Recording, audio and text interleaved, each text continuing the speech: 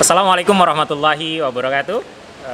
Selamat pagi rekan-rekan mahasiswa lulusan di masa pandemi COVID-19 Universitas Muhammadiyah Kalimantan Timur. Hari ini kita sedang bersama Pak Wahid, atau sering saya bilang Bro Wahid lah, teman sekaligus sering curhat di masalah keagamaan. Nah, rekan-rekan mahasiswa sekalian, kita untuk hari ini akan membahas tentang hakikat Islam, peran tauhid dalam kehidupan dan implementasi dalam bermasyarakat dan bernegara.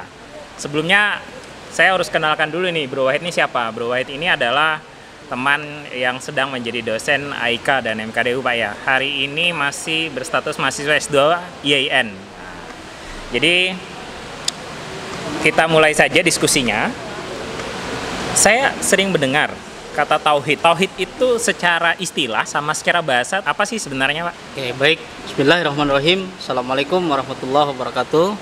Waalaikumsalam warahmatullahi. Rekan-rekan mahasiswa lulusan Baitul Arqam Universitas Muhammadiyah Kalimantan Timur, pada hari ini kita akan sedikit mengupas tentang bagaimana macam-macam tauhid, kemudian juga tauhid dalam kehidupan berbangsa dan bernegara. Kemudian sudah tadi ditanyakan oleh rekan saya, ini rekan saya dari masih saya bujang ya sampai hari ini, alhamdulillah setia mendampingi saya. Sebenarnya secara harfiah atau secara bahasa, tauhid itu mengesahkan atau meyakini akan zat Allah Subhanahu wa taala. Itu secara bahasa. Kemudian secara terminologi atau secara istilah, tauhid adalah meyakini, mengesahkan akan zat Allah dalam setiap sendi-sendi kehidupan. Artinya keduanya ini memiliki hubungan yang sangat erat, gitu ya. Manusia itu perlu bertauhid sebagai jalan untuk menuju ketakwaan kepada Allah Subhanahu wa taala, karena tauhid ini sebagai pangkal daripada manusia yang beriman. Manusia yang bertakwa, manusia yang berislam, itu puncaknya ketauhidan kepada Allah Subhanahu wa taala. Jadi kira-kira seperti itu. Kadang juga ada yang mengaitkan tauhid dan akidah. Apa sih hubungannya tauhid dan akidah itu? Ya, akidah itu sebagai pondasi yang begitu kokoh. Makanya seperti ini, yang berakidah kokoh, kuat, kemudian menyatu di dalam tauhid. Nah, akidah ini juga salah satu pengertian yang mana akidah, iman, tauhid ini adalah satu kesatuan, gitu ya. Akidah itu juga pondasi dasar manusia, ya, akan tetapi kita memiliki pangkal di dalam tauhid tersebut. Nah, berarti kalau bisa dibilang akidah ini adalah salah satu dasar kalau orang ingin berislam, gitu ya? Iya, karena tauhid ini kan berbicara perwujudan Allah, bukan dalam bentuk bagaimana kita bisa melihat Allah, tapi sekali lagi sifatnya adalah keyakinan. Nah, tidak semua manusia itu memiliki keyakinan bahwa terhadap Tuhan seutuhnya itu bisa diyakini dengan hati. Maka persoalannya, kenapa tauhid itu bisa menjadi pangkal beragama? Karena Allah sendiri sudah menempatkan itu, gitu ya. Ketika tauhid itu lawannya adalah syirik. Nah, makanya ketika Luqman menasihati anaknya, gitu ya, di dalam surah Luqman itu mengatakan, ya bunaya la tusyrik billah inna syirka la dzulmun adzim. Wahai anakku, janganlah engkau melakukan perbuatan syirik, karena perbuatan syirik itu merupakan satu kezaliman yang besar. Nah, artinya satu keyakinan yang perlu ditanamkan kepada hamba, kepada anak itu adalah bagaimana supaya tidak mensekutukan Allah, ya, seperti itu ya. Oke, kalau misalnya kadang di dalam kenyataan ya, ada orang yang bilang jenis tauhid semuanya bicara tentang tauhid. Sebenarnya jenis-jenis tauhid itu ada berapa sih? Oke, tauhid itu ya banyak, yang beberapa ulama dan literasi mengatakan tauhid itu ada beberapa jenis. Tapi kita hari ini akan mencoba mengupas 3 jenis saja. Yang pertama tauhid rububiyah, kemudian yang kedua tauhid uluhiyah, yang ketiga asma wa sifat. Apa sih tauhid rububiyah? Sekali lagi, tauhid rububiyah ini juga bagian dari bentuk keyakinan kepada Allah bahwa Allah itu satu sebagai pencipta, kedua pemelihara, yang ketiga pendatang musibah, pendatang jodoh, pendatang rizki. Nah, itu bentuk keyakinan kita kepada Allah ketika kita meyakini bahwasanya musibah kan masih banyak nih saudara-saudara kita yang mengatakan bahwa wah, kalau misalnya kita tidak melakukan ini pasti ada musibah, kan gitu ya. Iya. Kalau misalnya di satu tempat, kalau misalnya tempat ini mau diresmikan harus dikasih kepala sapi dulu. Ya, ada semacam syarat-syarat gitu ya. Syarat-syarat nanti akan mendatangkan musibah. Nah, itu adalah bentuk pengingkaran terhadap Allah Subhanahu wa taala. Karena apa? Di situ ada satu keyakinan yang menyatakan bahwa ternyata ada yang memberikan musibah selain Allah Subhanahu wa taala. Nah, itu apa keyakinan kita terhadap Allah dalam hal tauhid rububiyah. Gitu ya. Oke, rububiyah. Kemudian yang kedua uluhiyah, penghambaan. Oke, tadi kan meyakini gitu ya, meyakini. Nah, sekarang penghambaan, meyakini bahwa tidak ada zat, tidak ada sesembahan. Kan dalam syahadat kita kan asyhadu alla ilaha illallah wa asyhadu anna muhammadar rasulullah. Saya bersaksi tidak ada Tuhan selain Allah.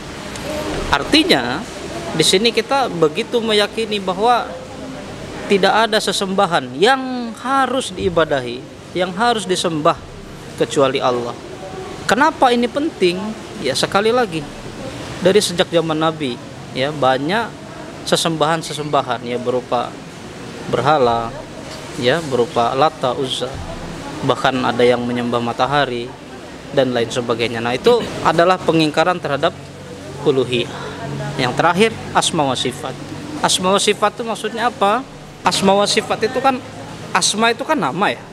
Sifat itu adalah sifat Allah Subhanahu wa taala. Allah itu memiliki Asmaul Husna, 99 nama Allah.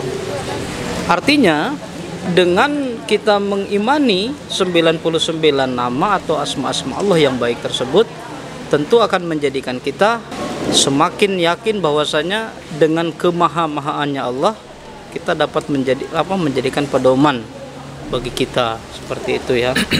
Nah, kemudian kita ambil contoh. Ini kan kita bagaimana peran tauhid ini bisa berimplikasi kepada kehidupan.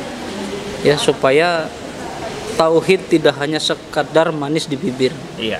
Tauhid tidak sekedar pakaian bagi orang beriman dan berislam, tapi bagaimana ketika dia berimplikasi dalam kehidupan nyata juga tauhid itu mampu. Nah, contoh seperti Ar-Razzaq, Allah Maha Pemberi rezeki. Banyak di antara kita ini yang merasa kaya tapi bukan dari Tuhan. Banyak ya. Contoh, ada ayat mengatakan seperti ini. Apa? Idza masyahus syarru jazua. Jadi manusia itu ketika ditimpa kesulitan dia mengeluh. Wa idza masahul khairu manua, ketika ditimpa kesenangan, diberikan rezeki, dia kikir. Nah, banyak kan orang-orang seperti itu. Mereka kaya tapi mereka kikir. Mereka kaya, mereka lupa terhadap apa yang Allah berikan kepada, seperti itu ya. Itu salah satunya. Kemudian bagaimana juga ketika Anda seorang pejabat misalnya, Mas Jaya, mudah-mudahan insya Allah nanti seorang pejabat ya. Nah, seorang pejabat di misalnya di wakil gubernur ya, karena ada nilai tauhid di dalam diri, maka dia akan menghindari perilaku koruptif. Karena apa? Al-khauf ilallah, takut kepada Allah. Kita mau berbuat sesuatu yang dilanggar oleh norma ketuhanan, kita akan takut. Maka itu tauhid sudah melekat, gitu ya. Nah, ada lagi yang mengatakan orang-orang Islam yang banyak kok ketangkap korupsi, ya kan? Padahal jelas, misalnya inna sholata tanha anil fahsai wal munkar. Sholat itu mencegah daripada perbuatan keji dan mungkar. Tapi banyak orang sholat justru masuk bui. Apa yang salah itu? Berarti tauhid, akidah, iman itu semua tidak menyatu, sehingga tidak berimplikasi ke dalam kehidupannya. Itu ya. Saya kira itu, Pak. Ya, jadi yang menarik tadi ada pembahasan tentang jenis-jenis tauhid. Nah, ketika kita bicara tentang tauhid rububiyah, itu keyakinan. Ini kan sekarang kalau di masyarakat kita tuh banyak sekali ya. Ini harus pakai, kalau habis melahirkan bayinya harus pakai benang. Iya, iya. Dan kalau misalnya di depan rumah kita masih sering temui itu ada ember yang ada lampunya dan yang lainnya. Nah ini kan kebetulan teman-teman mahasiswa ini yang ada jurusan keperawatan juga nih. Itu gimana menyikapinya nih terkait tentang hal itu? Oke, baik. Ini memang persoalan yang cukup sulit bagi kita ya. Ada dua hal yang sulit untuk kita hilangkan. Yang pertama itu terkait dengan budaya. Oke. Yang kedua itu orang tua. Banyak sekali kebiasaan lingkungan kita itu yang justru sebenarnya ada proses pengingkaran di situ kepada Allah Subhanahu wa taala. Memang ada satu keyakinan bahwasanya kalau misalnya anak lahir dia harus dikalungin bawang. Iya. Supaya roh-roh jahat tidak mendekat. Iya, iya. Nah, itu menurut saya bahaya. Ada muncul keyakinan seperti itu berbahaya karena sekali lagi dalam hal tauhid rububiyah yang mendatangkan musibah, yang menghadirkan bencana, itu hanya Allah Subhanahu wa taala. Ini saya ambil contoh ya, di satu daerah ketika itu ada satu bencana besar. Bencana itu dimaknai oleh beberapa budayawan di sana sebagai bentuk kemarahan alam. Oke. Nah, ini kemarahan alam dalam artian ini ada makhluk gaibnya atau gimana itu? Katanya ada beberapa hal yang tidak dilakukan oleh masyarakat yang sebelumnya dilakukan ritual. Dalam beberapa kurun waktu terakhir tidak ada ritual seperti itu sehingga bencananya datang. Sang penunggu marah. Oh, sang penunggu. Akhirnya terjadi bencana yang mengerikan. Nah, ini menurut saya keyakinan ini juga sangat berbahaya. Karena tauhidullah, tauhid kepada Allah itu sebenarnya tidak banyak-banyak, berada dalam keyakinan gitu ya. Ketika zat yang hanya diyakini oleh kita itu hanya Allah, maka kita akan fokus kepada Allah Subhanahu wa taala. Memang sulit, Pak.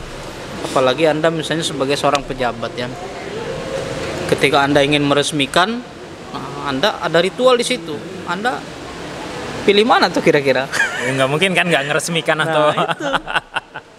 Nah ini juga tantangan bagi kita semua bahwa ya kita perbuatan tauhid kepada Allah Subhanahu wa taala banyak caranya. Ya. Allah itu kan Maha Pintar. Allah itu Maha Baru. Kita di Muhammadiyah ini kan kenal dengan tajdid. Ya, tajdid, gerakan pembaharuan. Gerakan pembaharuan, maka kita ini sedang melakukan salah satu asma wa sifatnya Allah Subhanahu wa taala, terus melakukan pembaharuan. Contoh UMKT hari ini. Ini kan bagian dari kita bertauhid kepada Allah. Allah yang maha inovatif, ya kan? Kalau Allah tidak maha inovatif, paling bumi saja diciptakan, tapi kan banyak. Dan akhirnya matilah sebuah kreativitas gitu ya. Seperti itu.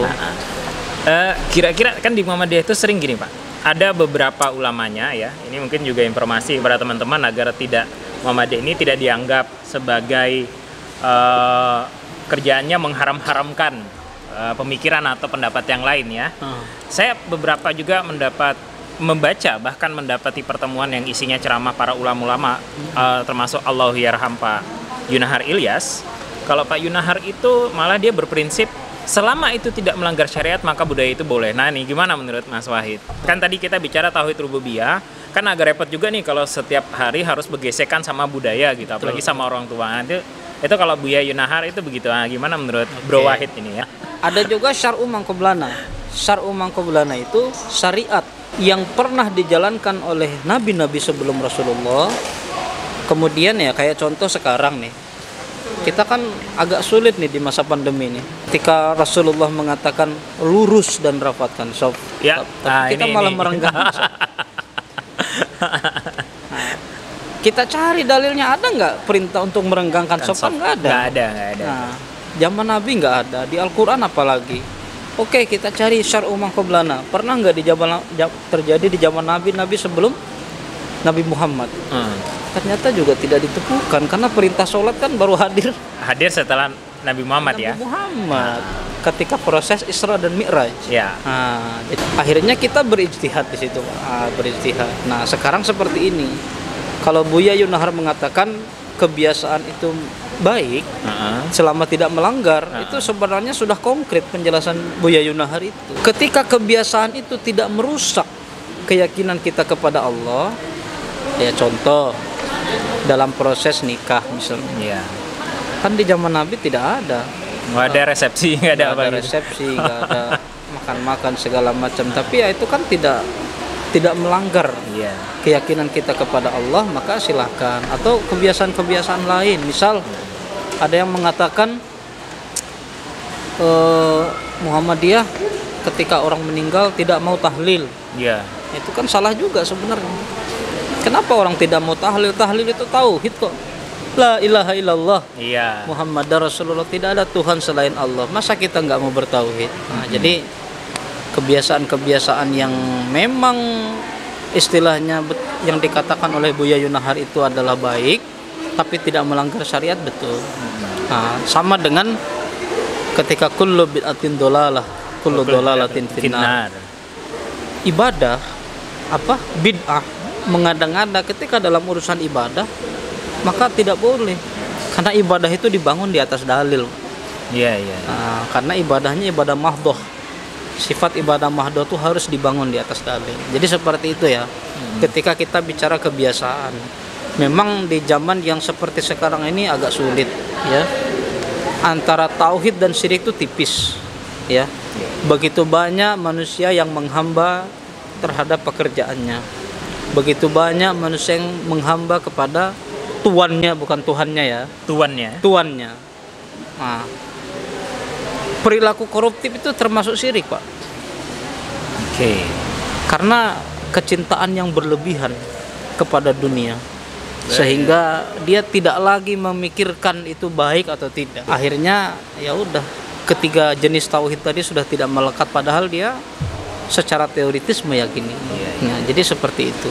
Ya, ada 3 jenis ta di dalam dunia ini ya. Harta, tahta, dan wanita. Dan itu cukup panjang dan godaannya cukup luar biasa. Oke, terakhir ini saya mau nanya, karena kurang lebih 10 menit lagi waktu kita habis. Implementasinya tuh kayak apa sih sebenarnya kalau kita bertauhid? Kalau tadi Buya Yunahar itu cukup unik ketika dalam salah satu pengajian yang pernah saya temui di Jakarta ataupun di beberapa video-video yang kami tonton ya, sebelum Allahyarham Buya Yunahar dipanggil oleh Allah Subhanahu wa taala. Yang tadi dia cukup konkret. Gimana sih implementasi kalau misalnya teman-teman ini kan lulusan nih, teman-teman BA mahasiswa ini kan lulusan. Kan tidak hanya satu jurusan saja, tetapi kalau di dalam dunia kerja itu sebenarnya seperti apa sih kalau supaya menanamkan tauhidnya bisa kekeh dan kuat gitu. Oke, baik. Sekaligus kita akan menyampaikan kesimpulan ya. Iya. Bahwa tauhid ini menjadi perisai atau menjadi semacam pedoman bagi manusia yang beriman dimanapun dia berada. Ketika dia berprofesi sebagai perawat, Allah itu kan maha baik, bagaimana dia mampu mengaplikasikan keprofesiannya terhadap pasien, ya kan? Karena saya dengar sampai hari ini pasien-pasien itu sering mengatakan, wah perawat ini judes-judes. Nah, itu sering saya nasihati kalau di kelas, ayo kalau Anda melakukan anamnesis ya, kalau istilah anamnesa ya, jangan pelit-pelit, saya bilang. Kalau mereka diskusi ya dijawab saja. Jadi diciptakan Islam yang ramah gitu ya. Gitu. Karena dijadikan sebagai sebuah konsultasi, karena itu ibadah, Pak. Kita tidak mampu memberikan harta, ya udah kita berikan apa yang kita miliki hari ini, ya. Tabassumuka akhika shadaqah. Anda senyum terhadap pasien. Nah, itu sedekah, Pak. Itu salah satu pengamalan nilai-nilai tauhid. Terus ada lagi yang bertanya seperti ini. Pada saat saya menangani pasien, terus azan. Yang mana nih yang saya dulukan? Nah, seperti itu. Ini sebenarnya pertanyaan yang tidak pantas untuk dilontarkan. Ya, Anda selesaikan dulu menangani pasien. Ya, khawatir Anda pergi ke situ sudah selesai. Malah lewat ya. Kemudian itu khusus keperawatan. Nah, kemudian bagaimana di jurusan-jurusan lain seperti Kesmas, Anda juga akan bertugas mengedukasi masyarakat. Ya, bagaimana perilaku hidup sehat. Itu bagian dari pengamalan nilai-nilai tauhid menurut saya. Terus Islam yang ramah itu adalah salah satu pengamalan ilmu tauhid. Betul. Ya. Bagaimana kan ketika Allah itu mengatakan aku ciptakan bumi, tumbuh-tumbuhan, manusia, semua itu kan harus kita rawat. Itu kan tauhid rububiyah, Pak. Berdasarkan dengan proses penciptaannya. Kemudian bagaimana tadi kalau dia jurusan manajemen, calon pengusaha, calon bos. Nah, kalau sudah jadi pengusaha, jangan kita nipu orang. Karena Allah tuh kan mustahil bagi Allah tuh memiliki sifat kizib atau pendusta. Nah, itu kan kita mengimani sifat-sifat Allah. Kemudian kalau dia sudah jadi bos, ya bagaimana dia berperilaku terhadap karyawan dan lain-lain. Nah, kemudian orang yang sudah bertauhid biasanya melahirkan dua. Satu, kesalehan pribadi. Dua, kesalehan sosial. Nah, kesalehan pribadi itu biasanya mencakup ibadah mahdhuf. Ya, ibadahnya, sholatnya, puasa Senin Kamisnya. Tapi bagaimana perilaku atau perbuatan ibadah tersebut bisa memancar kepada orang lain. Vibrasinya terasa gitu vibrasinya terasa sehingga muncullah kesalihan sosial. Kesalihan sosial itu berupa apa? Ya, mungkin kalau misalnya tadi kesalihan pribadi kan ya kita bisa sabar, penuh tanggung jawab. Kemudian juga kesalihan terhadap keluarga, taat kepada orang tua. Kemudian mampu menjadikan teladan di dalam keluarga tersebut.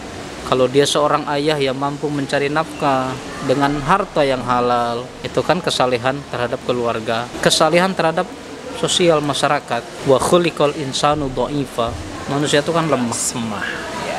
Kita sering membahas tentang kaum mustad'afin. Nah, kalau rekan saya Rahman itu mengatakan, buat apa Anda sholat? Sekeliling Anda nggak bisa makan. Ya, betul. Dan ada istilah juga, musik yang haram itu adalah ketika sendok dan garpumu itu terdengar di tetangga sebelah sementara tetangga sebelah kelaparan. Betul. Jangan sampai kita rajin sholat sementara saudara-saudara kita tidak mampu berobat. Nah, ini saya bukan juga mau mengatakan seperti itu, tapi semestinya orang bertauhid itu sesuai antara ibadah spiritual pribadi dengan ibadah sosialnya. Nah, makanya Allah mengatakan ya kalau kita kan punya ayat perkadiran ya, jangan sampai kita meninggalkan kaum lemah. Waliyasal Duriyatan di'afa kan. Nah, takut kita meninggalkan lemah. Lemah itu bukan lemah ekonominya saja, lemah ilmunya, lemah peradabannya. Nah, semua harus kita pikirkan itu sebagai orang yang bertauhid. Seperti itu Pak kira-kira. Iya. Oke, karena waktu juga yang membatasi kita, teman-teman BA mahasiswa di masa pandemi ini, maka saya harus undur pamit diri. Kalau ya seperti biasa, ini walaupun sudah lulus nggak apa-apa loh konsultasi sama bro saya satu ini, karena memang dia orangnya open minded dan akan mencoba menyelesaikan permasalahan teman-teman secara syariat, ya, secara syariat. Ada 3 poin yang ingin saya ingatkan kepada teman-teman, bahwa bertauhid itu tentang bagaimana tauhid rububiyah, tentang keyakinan, kemudian tauhid uluhiyah dan asma wa sifat. Dan perlu kita garis bawahi adalah ketika seseorang itu bertauhid, berarti Islam harusnya ramah. Islam yang ramah itu tidak menjadi Islam yang pemarah. Sekian dari kami. Nun wal qalami wa ma yasturun billahi fisabul haq fastabiqul khairat. Wassalamualaikum warahmatullahi wabarakatuh.